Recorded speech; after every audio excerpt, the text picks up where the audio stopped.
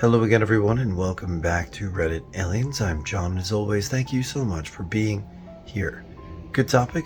Let's do it.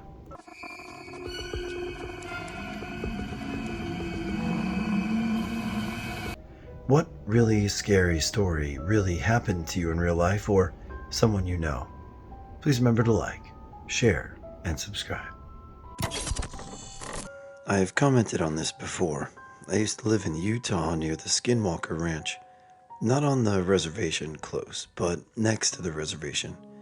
When we first moved there, it was run by the military. I was told, I don't know if this is true because it's privately owned now, my dad thought it would be funny to take me and my mom out to the roadblocks and turn around. He spent the evening hyping it up, and I like scary stuff, it sounded fun. I was also a minor and didn't think we'd get in trouble. We load up in my parents' flat green Jeep with a star painted on it. It was the logo for a body shop of my dad's friend. We go out there, get to the roadblocks, and have spotlights shine in the car and dogs chasing it. We stop, and as soon as the light hits the star, the lights turn off and the dogs are called. We turned around when no one came up to the car and laughed about how that could have gone bad. We go home and go to bed. My room was in the basement. That was a walkout. I also had a parakeet named Kai.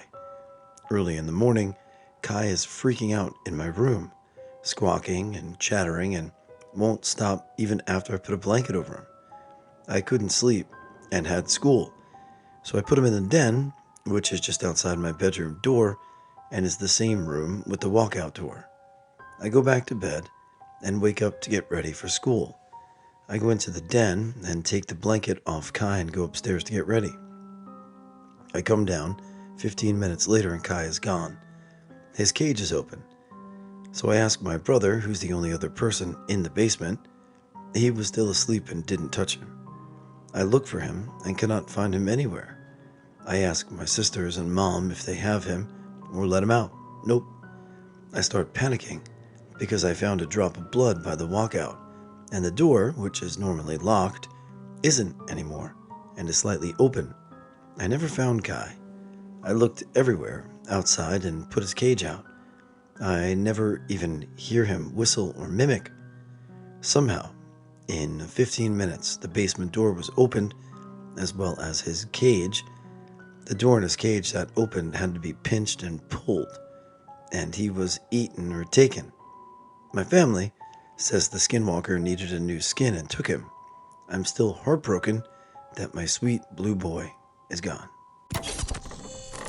Years ago, when I was still in school, my mom and sister had gone out of town to my cousin's graduation. I'd elected to stay home and hang out with my dad and have a guy's weekend in. He bought steaks, we rented movies, chilled out, and talked about wrestling, etc. Everything was going great. Until that night, Dad brought out a Ouija board and told me a story of how he and my mom had used one years ago before either me or my sister had come along. Two things bothered me about this. The first being that I didn't believe it would work, and his insisting that it did made me think he was just messing with me as a joke. My dad could be a real smartass when he wanted to be, and wasn't above pulling someone's leg for a laugh. The second was back in the day, he was a Sunday school teacher, and I grew up as a church kid.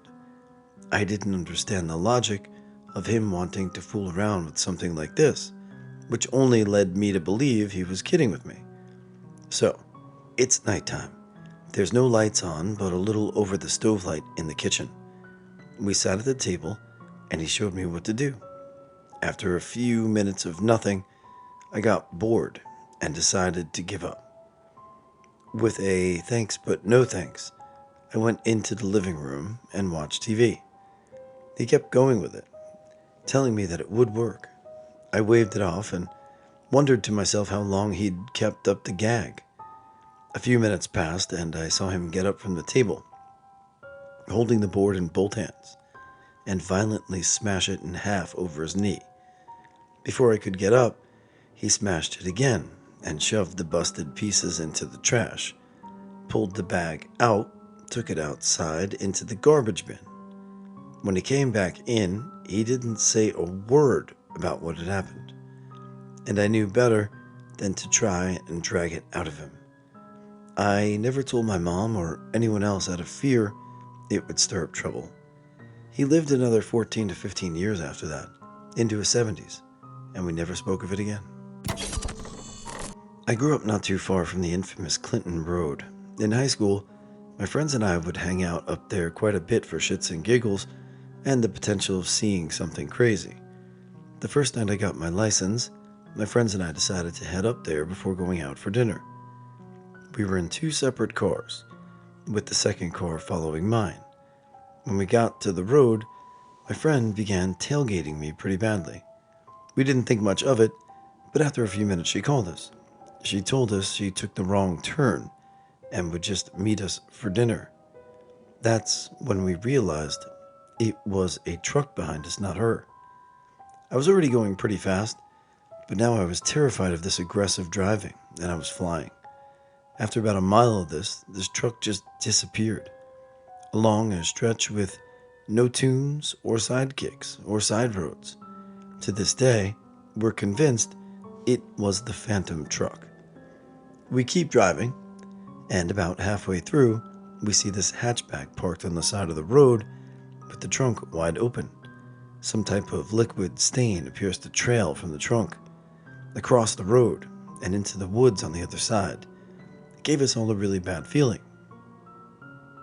The next day, my friend and I decided to head back up there during the day to see if that car was still there.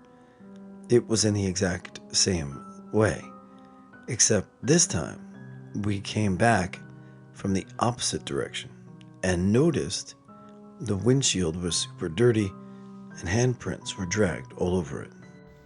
Phantom trucks sound pretty freaky. I guess it could have also potentially been a frustrated driver being stuck behind a new driver, or who knows, but cool. The day of senior prom. It's a beautiful spring day, early afternoon. Out of nowhere, the sky turns black and there's a 10-minute hailstorm.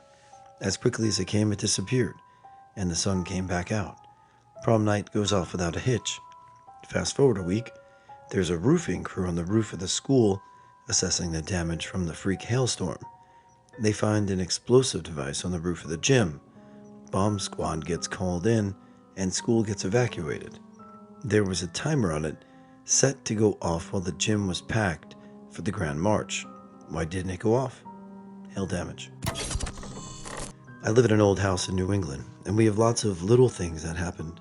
My dad grew up in the house, and he has a ton of stories. Basically like light flickering, doors that you close and come back and they're open, stuff moves, stuff like that. Well, one day when I was 12, I was homesick from school, and my stepmom was watching TV in her bed downstairs. As I said, I was going to take a bath.